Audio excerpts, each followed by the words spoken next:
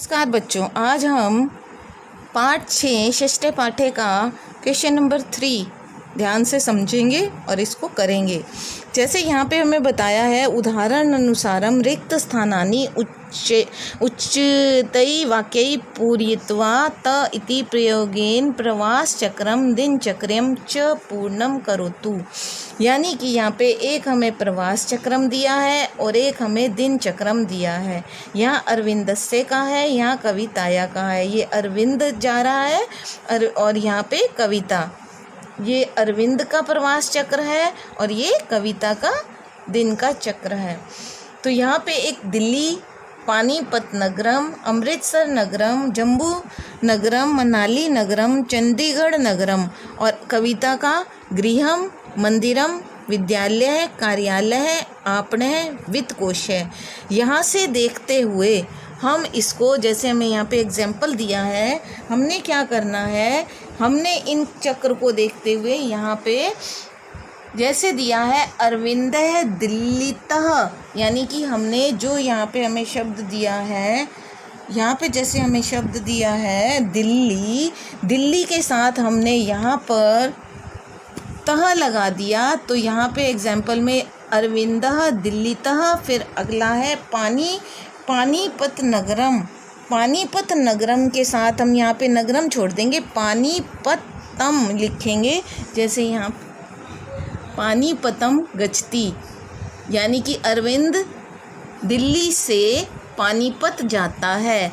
ऐसे ही हम इस चक्र को पूरा करेंगे। जो यहाँ हमें शब्द दिए हैं कि अरविंदः, पहले वाले शब्द में तह लगाना है, यानी कि यहाँ से जाता है और कहाँ तक जाता है उसके बारे में बताएंगे। जैसे अरविंद पानीपतः अमृतसरम गच्छति, पानीपत से अमृतसर जाता है। फिर अरविंद अमृतसरतः, अमृतसर से जम्मू जाता है। फिर जम्मूतः, जम्मू से मनाली जाता है।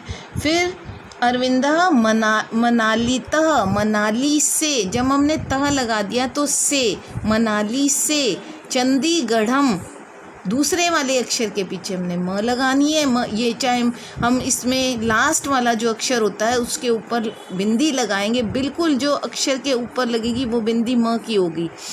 तो यहाँ पे अमृतसरम, जम्मू, मनालीम, चंडीगढ़म, ऐसे ही मनाली से चंडीगढ़ जाता है और अरविंद चंडीगढ़ से दिल्ली जाता है। और यहाँ पे अब कविता का जो चक्र चला, ये है कविता यहाँ से जैसे गृहत है, घर से मंदिर जाती है। फिर कविता मंदिरतः विद्यालयम गच्छति, मंदिर से विद्यालय जाती है और विद्यालय से कार्यालय जाती है। फिर कार्यालय से बाज़ार जाती है। फिर बाज़ार से वित्त कोश जाती है, यानी कि बैंक जाती है। फिर बैंक से घर जाती है।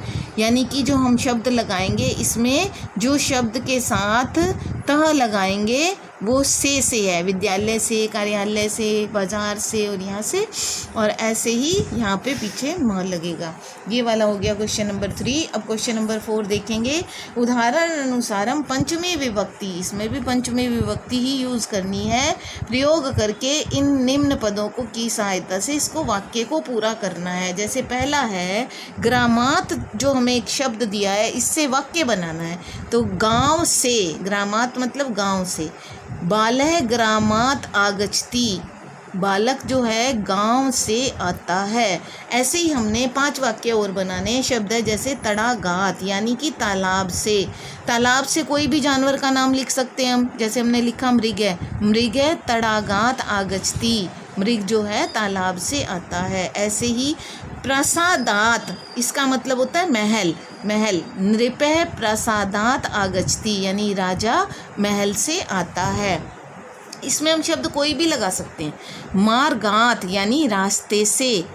भक्तः मार्गात आगच्छति, भक्त मार्ग से आता है, यानी रास्ते से आता है।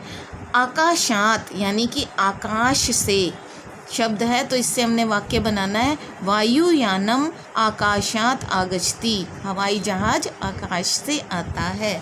या हम कोई भी अपनी मर्जी से हम कोई भी शब्द यहाँ पे लगा सकते हैं। कि कौन सी चीज़ हमें सूट भी करनी चाहिए वाक्य में, कि कौन सी चीज़ कहाँ से आ रही है। पर्वतात यानी पर्वत से, जलम पर्वतात आगच्छति, पानी पर्वत से, पहाड़ों से आता है।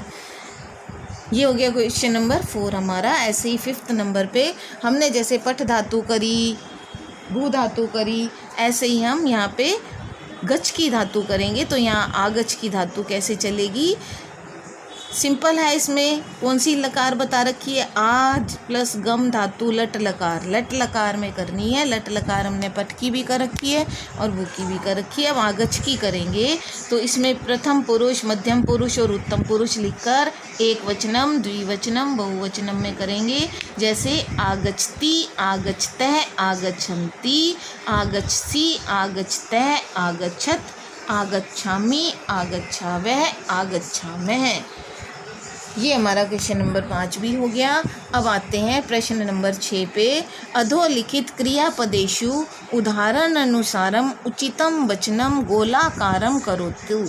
यानी कि जैसे हमने अभी करा पाठ, जैसे यहाँ पे हमारे लकार आए थे तो ये लकार जैसे हमने यहीं पे करके देख लिए, लट लकार है, वही लट लकार हमारा यहाँ पे शब्द दिए हुए हैं। शब्द हमारे यहाँ पे पत धातु से दे रखे हैं। पत धातु में हमें ये देखना है कि ये जो शब्द है हमारा क्रियापद है, ये हमारा एक वचन में आता है, द्विवचन में आता है या बहुवचन में आता है। जैसे है पतामी, जैसे हमने यहाँ पे करा आमी, आमी शब्द जो है वो हमारा हमें पता चल रहा है एक वचनम का है। तो यहाँ पे इसने पतामी जो शब्द था एक वचनम में यहाँ पे इसने घेरा लगा दिया। ऐसे ही यहाँ पे इसने यहाँ पे क्या करा कि दूसरा शब्द है पततः। ऐसे ही हमने पततः को कैसे देखना है, यानी पततः। यहाँ पे हमने देखो, यहाँ पे हमें दिखाई दे रहा है ये पत, जो हम यहाँ से देख लेंगे ये द्विवचन में आ रहा है। जैसे आगच थी तो आगच्छतः था, तो यहाँ पततः है तो ये यहाँ पे आ गया, तो ये हमारा क्या बन गया, द्विवचनम। यहाँ पे हम इस पे गोल घेरा लगा देंगे। ऐसे ही यहाँ पे पतंती, अब हमने देखना है पतंती किस में आएगा। जैसे यहाँ पे आगच्छन्ति आया, आगच्छन्ति आया तो ये बहुवचनम हुआ, तो यहाँ पे जो बहुवचनम है उस पे गोल घेरा लगा देंगे। ऐसे ही यहाँ पे पतत, पतत किस में आया, जैसे यहाँ पे आगछ में करा था तो ये था हमारा आगच्छत, ये भी बहुवचन में आ गया, तो यहाँ पे जो है यहाँ पे बहुवचन में वचनम पे हम गोल घेरा लगा देंगे।